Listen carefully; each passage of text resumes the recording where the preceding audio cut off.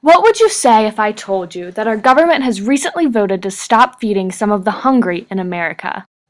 Recently, Congress voted to cut the budget for SNAP, the Supplemental Nutrition Assistance Program, the program that provides what are commonly called food stamps. SNAP provides monetary assistance to households whose net incomes fall below the poverty line, enabling such households to purchase enough food for themselves. Currently, the program assists about 47 million Americans. Due to the end of extra funding from Obama's 2009 American Recovery and Reinvestment Act, SNAP already lost nearly 5% of its budget. House Republicans want to go much, much further, and have passed a bill which would cut nearly $4 billion a year from SNAP's budget, about a tenth of the current budget.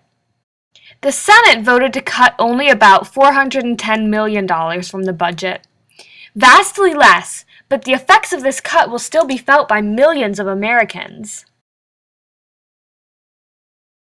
Listening to this could say, Charles Murray is saying that the government is making people lazy. You know, that's obviously a simplification of what I'm saying. But if you rephrase it slightly and say, Charles Murray says that the government is systematically undermining a civic culture of independence that was a great American treasure, that's pretty accurate.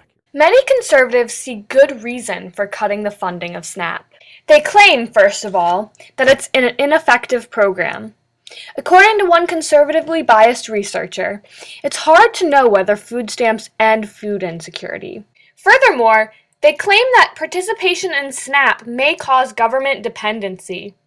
They also claim that there's too much abuse of the system and misallocation of funds. There are a great number of cases where food stamps are sold for cash. There are myriad ads such as this one on Craigslist. But how true are these allegations? Is SNAP doing any good?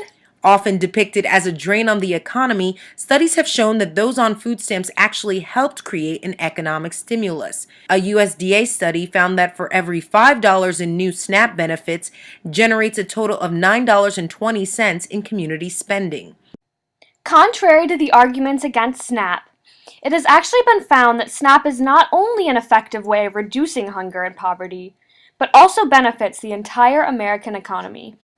First of all, several studies have found that SNAP does in fact reduce food insecurity. Children who participate in SNAP benefits are less likely to be underweight or to experience developmental issues than those who are eligible but do not participate. Furthermore, there's actually not that much fraud or misallocation of funds. In 2011, only 1% of SNAP benefits were illegally bought or sold.